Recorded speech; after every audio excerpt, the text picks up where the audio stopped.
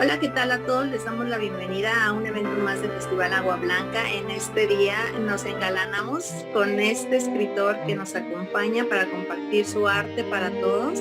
En esta 11ª edición del festival, el maestro, un gran escritor, ensayista, narrador y poeta, el maestro Óscar de la Borbolla.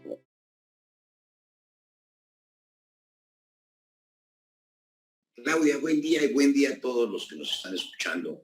Me da muchísimo gusto participar en este festival.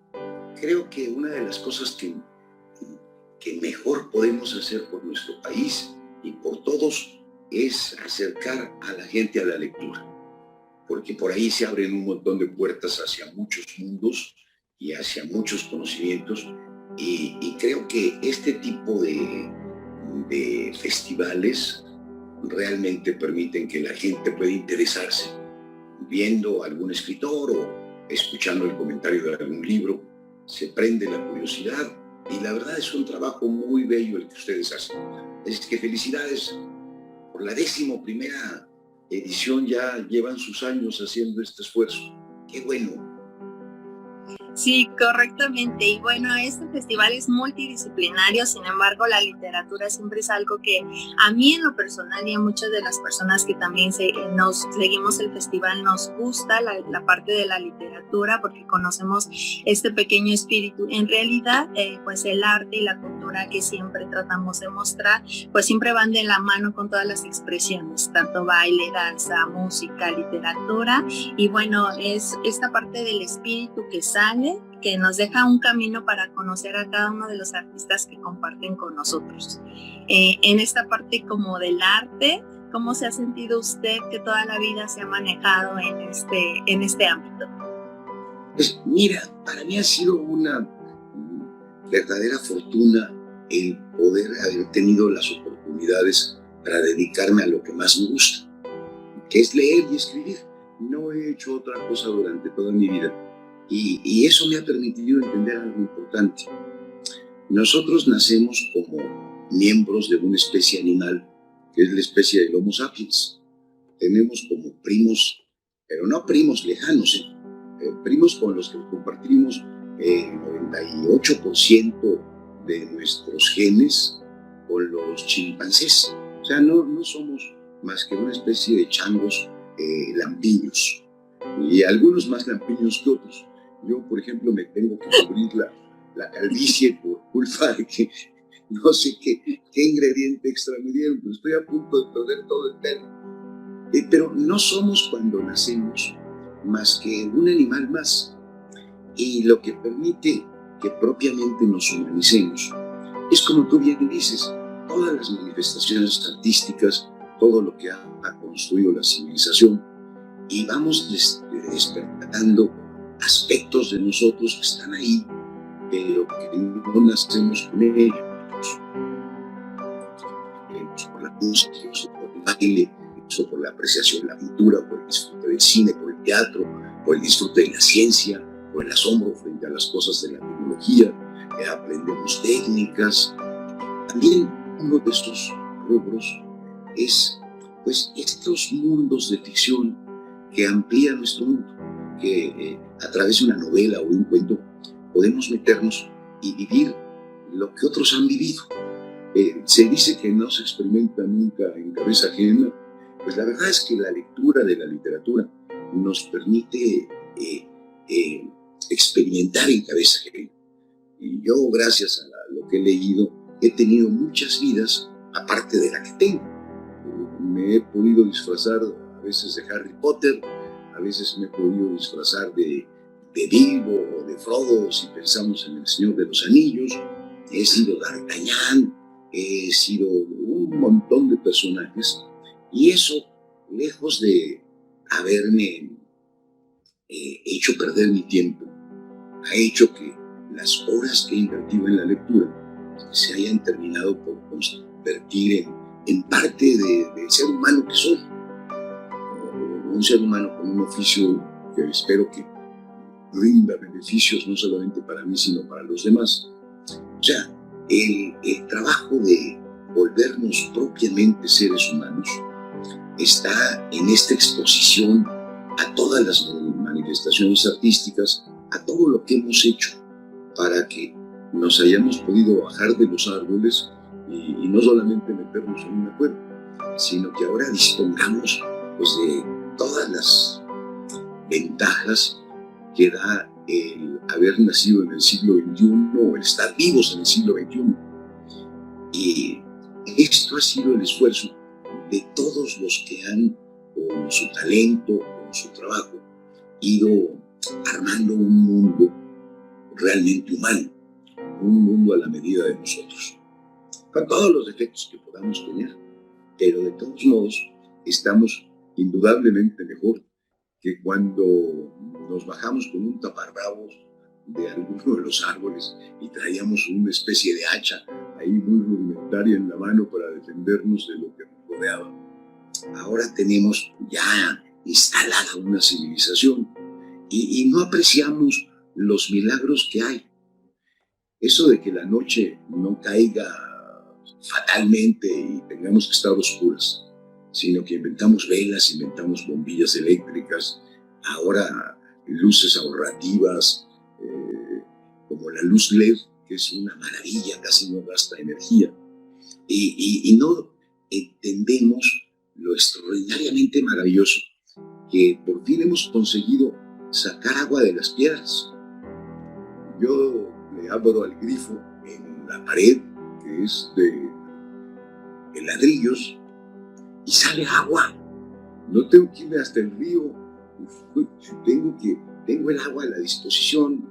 Y ahora mismo que estamos platicando a través de esto que es una cosa sobrenatural, el poder comunicarnos vía internet, por este chat, y que muchas gentes no solamente puedan estar viéndonos en este momento, sino que pueda quedar el registro de nuestra conversación guardada en una nube, que ahí sí ya no entiendo nada, pero que uno puede bajar un montón de contenidos interesantes del internet. Vivimos en un mundo pues maravilloso, que es el resultado de habernos convertido propiamente en seres humanos. Sí, claro, en esta parte pensante, en esta parte que nosotros nos diferencia, ¿no? Esto que crea ciencia, crea expresiones que a partir de nuestras necesidades vamos solventando. Como usted dice, es cuando leemos o cuando estamos frente a un texto, es como absorber un poquito de esa alma de la parte de quien la escribió y sus vivencias, porque a través de lo que vivió pudo escribir eso que en ese momento estamos leyendo, y cómo a través como también esta parte oral, escrita, nos hace sentir, o sea, nos mueve cosas. Esto es algo como maravilloso. Pues es que debemos ver hacia abajo y darnos cuenta que estamos trepados en los hombros de un gigante. Y ese gigante es toda la cultura que hemos construido entre todos. Ahora podemos ver mucho más lejos, justamente por los que hicieron este esfuerzo de crecimiento propiamente humano.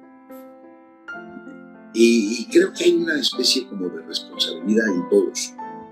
Debemos de aportar un granito a ese gran edificio de la cultura, para que los que vienen tengan un mundo con más oportunidades, un mundo más disfrutable. Finalmente esta vida se acaba, uno pasa por ella y puede pasar sin pena ni gloria, y el chiste es pasar dejando alguna cosa que beneficie a todos los demás. Yo creo que hay un compromiso de solidaridad con todos los demás, porque somos lo que somos gracias a lo que han hecho los demás antes que nosotros. Este mundo de facilidades, este mundo en el que ahora entendemos, podemos curarnos de las enfermedades, podemos hacer muchísimas cosas. Es, insisto, una construcción de todos, y cuando uno lo comprende se siente en la obligación de continuar esta gran obra, que es la obra de la humanidad. Sí, claro, y aparte, bueno, si en el camino lo disfrutamos en verdad, sí, lo que estamos realizando, creo que ya no hay más pues ya no hay más que agradecer en la vida, ¿no? Hacemos algo que nos gusta y tenemos esta pequeña responsabilidad, este granito que usted dice que podamos aportar pues hacia otras personas, ya no digamos generaciones, ¿no? Sino con que lleguemos a una persona, creo que eso es muy importante. Pero bueno, no es el caso de Oscar de la Borbolla, porque han llegado muchísimas personas seguramente. Ahí sí podemos hablar tal vez de generaciones que ha tocado. Y maestro, si usted quisiera compartir con nosotros algún texto, algo que usted quiera, que nos quiera compartir de su propia autoría, nos encantaría. Mira, les cuento una cosa muy breve. Empecé a escribir desde muy joven. Cuando estaba en la secundaria ya había adquirido ciertas habilidades de escritor. Fue cuando me empecé a profesionalizar. A la hora del recreo, mis compañeros en la escuela me iban a buscar y me decían que les escribiera un poema para sus novias y me pagaban con una torta de frijoles o de huevo, o a veces unas tortas de cajeta buenísimas. Entonces yo me pasaba durante el recreo escribiendo acrósticos. Me daban el nombre de sus novias y lo ponía en vertical e iba sacando un verso de cada letra del nombre y me pagaban con mi torta. Y ahí empecé, hace 1000 años empecé a hacer esto. Y poco a poco fui dominando mejor el lenguaje, que es una bestia terrible, porque uno termina de escribir y queda convencido de que ya logró apresar la historia que uno andaba buscando. Pero al día siguiente uno lo relee y dice puro disparate. No, el lenguaje lo traiciona a uno. Las cosas no se parecen a lo que uno cree haber puesto cuando tiene la vivencia de estar comunicando un sentimiento, una historia o lo que sea. Al día siguiente uno lo lee y se da cuenta que no, que hay que volver a empezar. Es un trabajo de mucha revisión y a veces uno consigue ciertos momentos afortunados y se va construyendo poco a poco una obra. Yo durante muchos años me dediqué a la filosofía y este gusto que me daba en la adolescencia hacer poemas lo dejé un poco olvidado. Y estaba yo estudiando ya el doctorado en filosofía. Me había conseguido una beca para irme a la Universidad Complutense de Madrid, en España. Y un día, por razones que ya no vienen al caso, no pude cobrar la beca. Y entonces me quedé en la inanición. Se me acabaron los dineros, mi familia no me podía dar refuerzos y me tuve que dedicar a la mendicidad callejera. Y ahí empecé unos textos escritos en el piso, en una plazoleta que hay ahí en Madrid, que es la Puerta del Sol. Ahí escribía con unos gises, unos poemas en el piso. Y un día, a fuerza de que me iba tan mal, porque a mis compañeros de banqueta, que eran pintores, les caían un montón de monedas, a mí no me caía nada, es más, mis poemas eran pisados. Un día decidí hacer un poema que llamara la atención y a ver si eso me daba alguna rentabilidad, porque me pasaba el día entero ahí muerto de hambre esperando a que me echaran unas monedas sobre el poema. Y se me ocurrió escribir un texto que tuviera una sola vocal. Era un poema, decía algo así como: nada hará la gran dama allá tras la casa clara, nada hará la larga para alzar la palabra, dará la daga alada callada la garganta. Era un poema largo, no decía gran cosa, pero me permitió comprender que había forma de construir un texto utilizando palabras que tuvieran una sola vocal. Y cuando volví a México, después de un par de años que anduve allá estudiando, me puse a escribir el libro que posiblemente sea el más conocido mío, que es el de las vocales malditas, en donde dedico un cuento a cada vocal. Entonces, como me está dando un trabajo terrible, porque es muy difícil escribir estas cosas, cuando uno escribe, hace una especie de convocatoria de todo el lenguaje que uno conoce, pero cuando viene el lenguaje, pues las palabras que tienen muchas vocales no sirven. Entonces hay que estar hurgando ahí para encontrar la forma de construir oraciones monovocálicas que tengan solamente una vocal. Y escribí los 5 inmortales. Abraham, cantata Satanás, el hereje rebelde, Mimísimo Bikini, los locos son otro cosmos y un gurú, ¿no? En los títulos nota pues que solamente se queda una vocal. Y te voy a contar un momento que recuerdo muy bien porque me costó sangre neuronal. Un momento en el que llegué por fin al cuento de la E. Había elegido yo pues escribir una historia que todo el mundo conoce, que es la expulsión de Adán y Eva del paraíso cuando cometen el pecado original de desobedecer a Dios y demás. Entonces lo quise contar con él. Entonces me imaginé que no se podían llamar Adán y Eva, pues les puse unos nombres más o menos con E: Esther, Efrén, son Adán y Eva. Dios es el jefe de Tez Perenne. Perenne significa eterno, el jefe que tiene el cutis inmortal, el jefe de Tez Perenne. Y la serpiente es el hereje rebelde, es un hereje la serpiente. Entonces, pues se cuenta varias cosas, pero en algún momento de este texto están Esther y Efrén platicando y ella está muy molesta por cómo se vive en el Edén y le dice a Efrén: Efrén, mereces se te revele el ser del éter celeste, se te deje emprender, tenderte en el césped, expeler semen. Esther, detente, pretendes descreer del jefe. El hereje se te mete.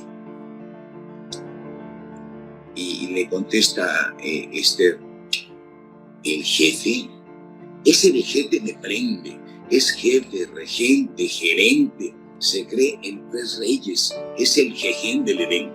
Están ahí pues más o menos conspirando y de pronto las aparece Dios y les dice: dejen de entenebrecerme, seres herejes, les generé de heces en el retrete del desdén, les exenté de fenecer, me entenebrecen seres herejes, les perderé.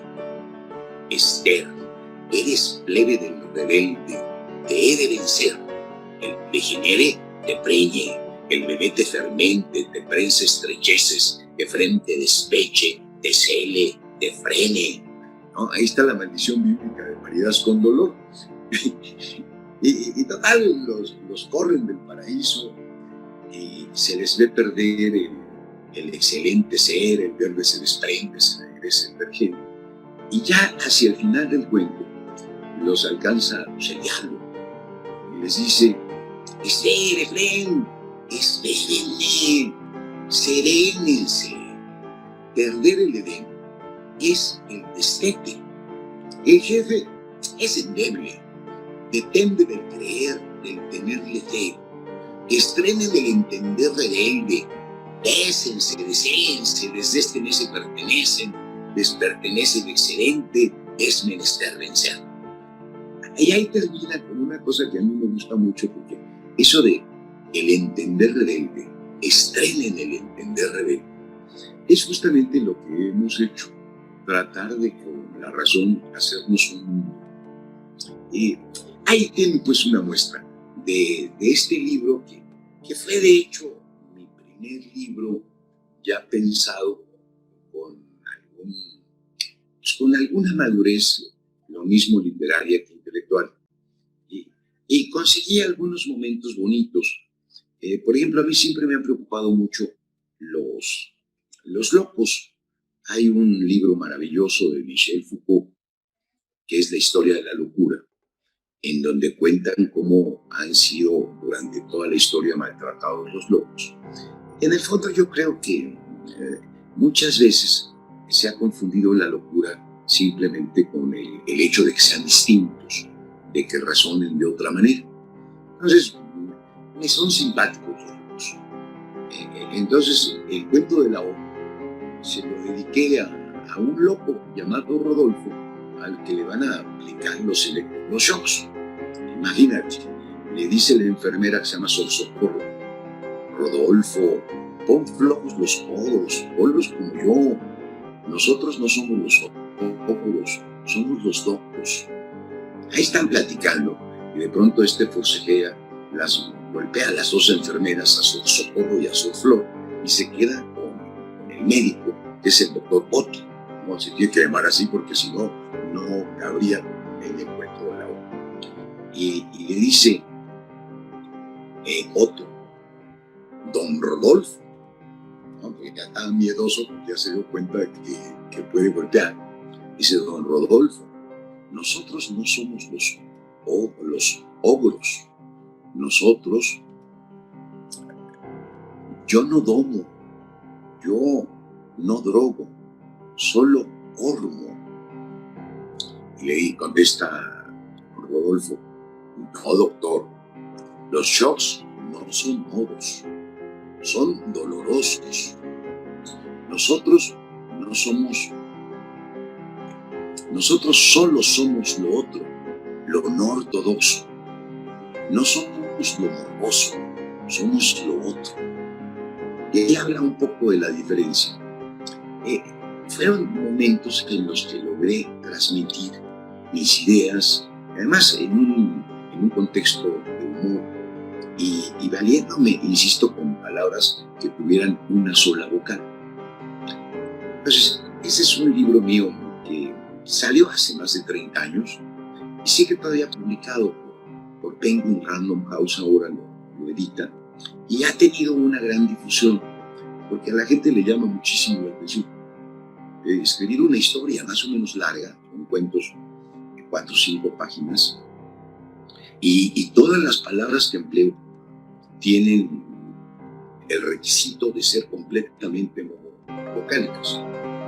Te cuento que me costó sangre salir de ahí, porque hay muy poquitas palabras que solamente tengan i. Infringir mi civil vivir, si sin ti viví, difícil chipi sin fin, si viví fins. Esa es una muestra para que escuche cómo suena.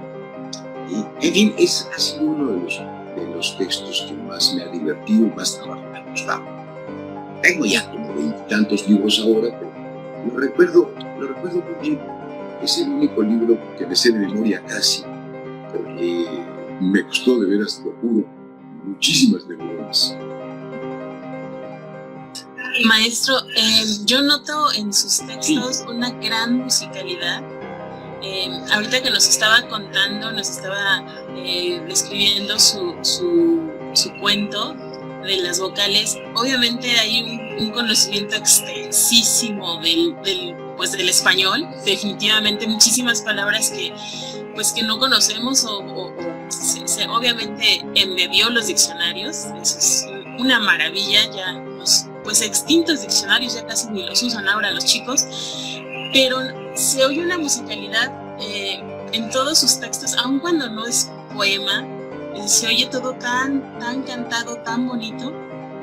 Entonces, definitivamente creo que sí es algo como para transmitir, ¿no? Y sobre todo en este festival que pues buscamos que sea multidisciplinario, me encanta, no sé, tener como esta oportunidad, ¿no? Sobre todo de mostrarle a los chicos que nosotros tenemos pues este tipo de conocimiento, ¿no? Ahora de nuestro español pues ya tan simplificado, ¿no? Sobre todo ahora. Tienes toda la razón, Sheila. Mira, esto merece un comentario ampliado, porque nosotros no somos capaces de ver con los ojos de la cara más que aquello que podemos nombrar.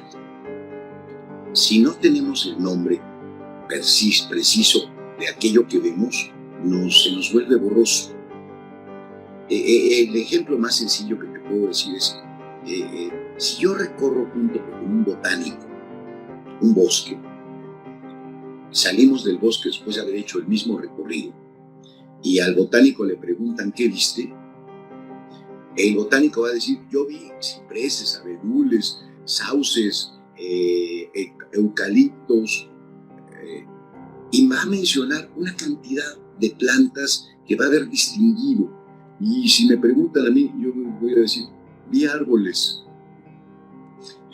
Porque mi conocimiento de lenguaje y sus referentes hace que vea solamente lo que puedo nombrar.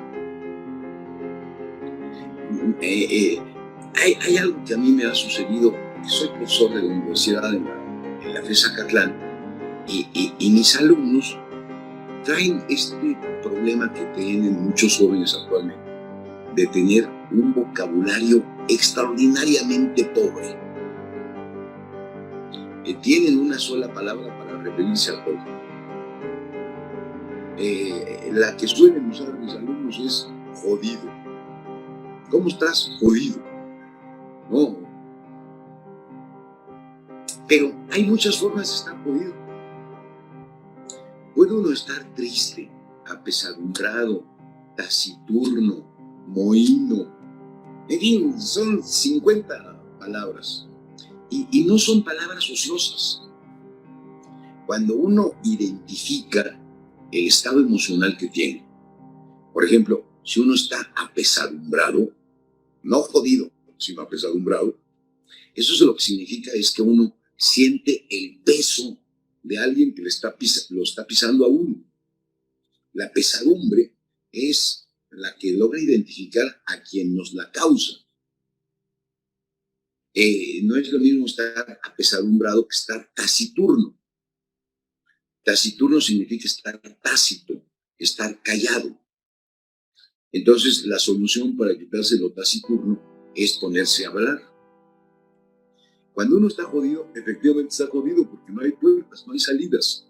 Y el lenguaje lo que nos permite es distinguir lo que hay delante de nosotros o dentro de nosotros. Cuando el lenguaje es muy pobre, vivimos en una realidad muy borrosa. Y encima, como no pensamos con emoticones, no pensamos con pujidos, sino que pensamos con palabras. Si contamos con pocas palabras, nuestros pensamientos son bastante raquíticos. Entonces también la pobreza del lenguaje trae consigo que los jóvenes y los viejos, porque hay viejos también que tienen un vocabulario muy reducido, los que tengan poco vocabulario no pueden pensar. El pensar es relacionar palabras. Y si no se cuenta con ellas, tienen la cabeza hecha bolas. No se entienden ni a ellos mismos. Y no se dan cuenta que el arma más importante para defenderse es justamente el lenguaje. Y no tanto porque se van a hacer de palabras y se van a decir los mejores insultos unos a otros, sino porque el lenguaje nos estructura, nos permite potenciar el cerebro que tenemos. Para que me lo entiendan en la terminología actual, el cerebro simplemente es el hardware, el lenguaje es el software. Y hay unos softwares tan pobres, que de veras es tristísimo, porque siendo tan rebeldes los jóvenes, ellos mismos se están cortando las manos con las que se podrían defender al no procurarse el lenguaje, al no adquirir lenguaje. Y más bien se dedican a destruir el lenguaje. Lo hacen a propósito, porque nadie es tan idiota como para poner hola con H sin H, eso cualquiera lo sabe. Y nadie es tan idiota como para, en lugar de poner E, poner 3. En lugar de poner A, poner 4. Y entonces mezclan letras con números, se sienten muy simpáticos, pero no se dan cuenta que se están autodegollando. Y se están volviendo simplemente sujetos muy dóciles, porque si no piensan, pues terminarán siendo muy fácilmente manipulables. Y van a ser unos pobres esclavos. Y por mucho que se sientan muy furiosos, no van a poder canalizar la energía de su rebeldía, porque no saben ni a dónde. Entonces, de veras sí me preocupa pues que los jóvenes lean. ¿Por qué? Porque en los libros están las palabras y uno sin darse cuenta las va adquiriendo justamente con la lectura. Aparte de que uno disfruta la anécdota y se divierte, o se enamora, o se enoja, o se la pasa bien, aparte de eso, lo que la lectura deja son armas, o sea, son palabras. Habría que leer como un acto de autodefensa para tener a la mano el instrumento con el cual podemos defendernos.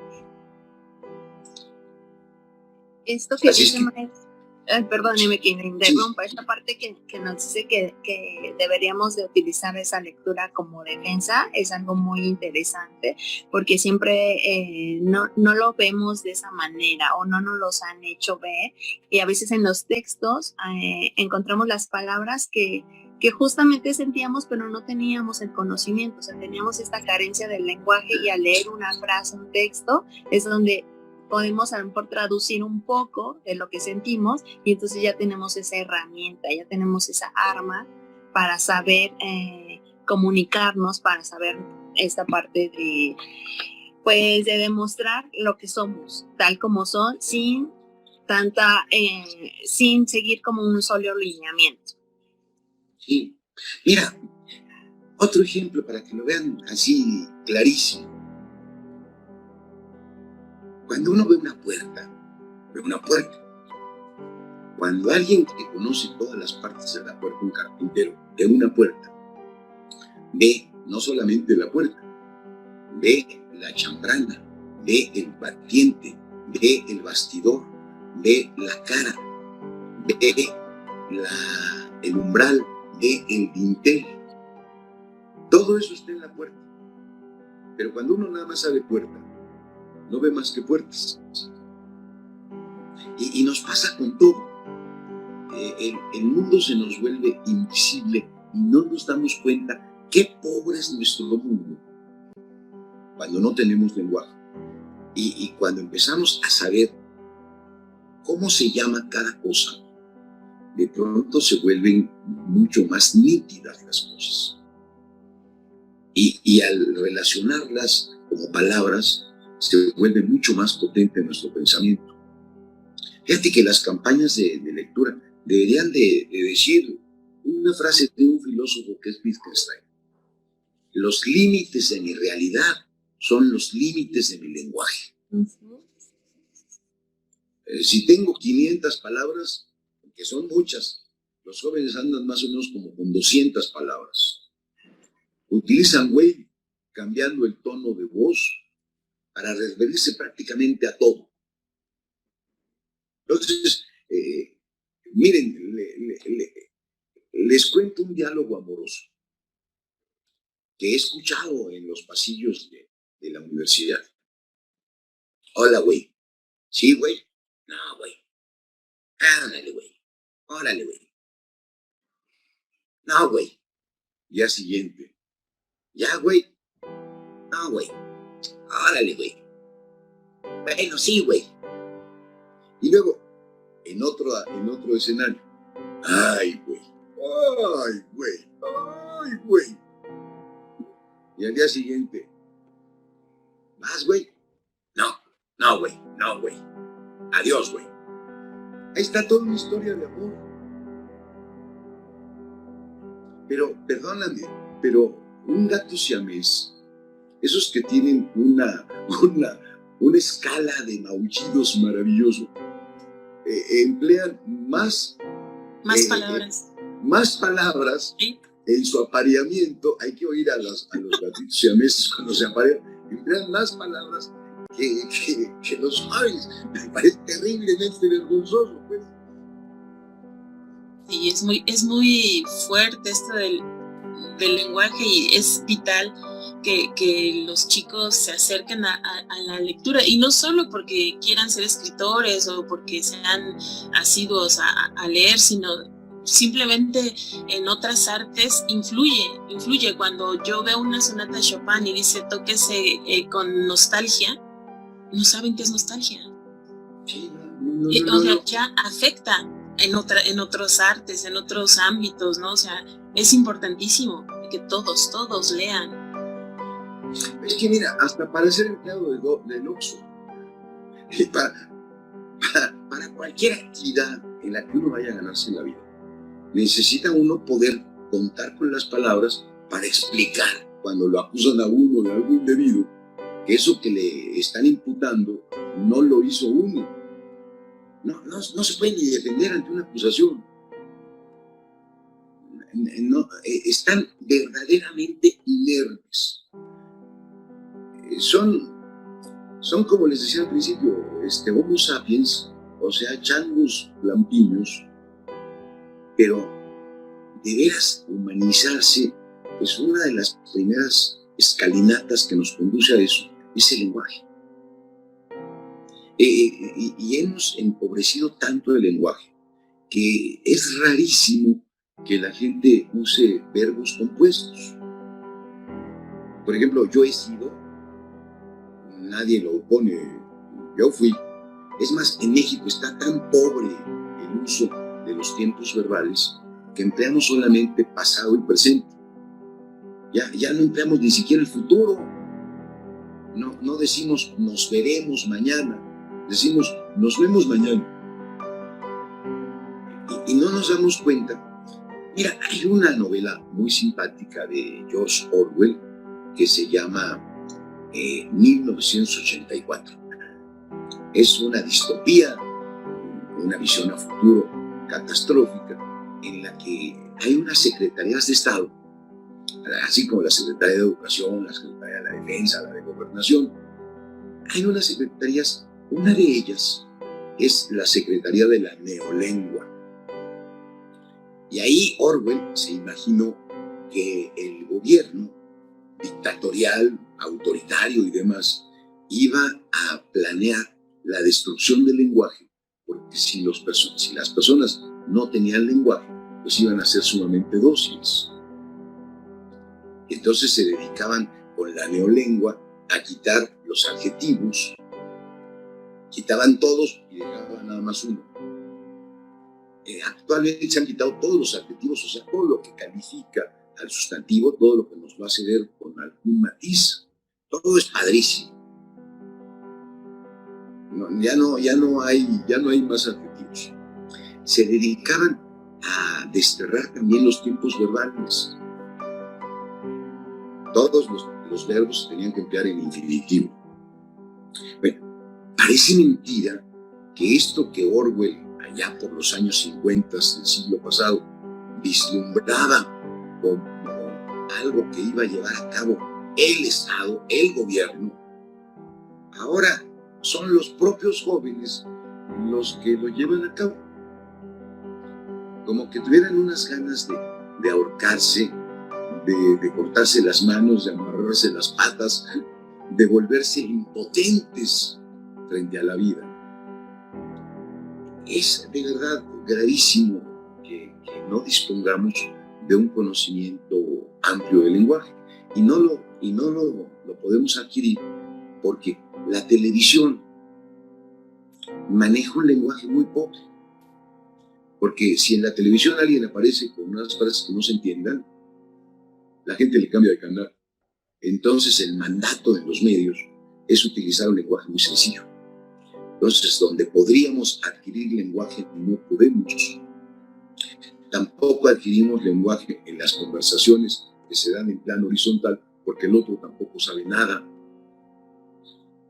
El único refugio donde siguen vivas las palabras es en los libros. Entonces, pues ahí está. Qué bueno que hacen este festival para comentar. No hay que ceder ante el gran hermano. De veras. Y Sheila, Claudia, miren, les agradezco muchísimo al Festival de Agua Blanca la invitación, y a ti particularmente, Claudia, porque ha sido mi enlace. Ha sido para mí muy placentero y cuentan conmigo para lo que quieran.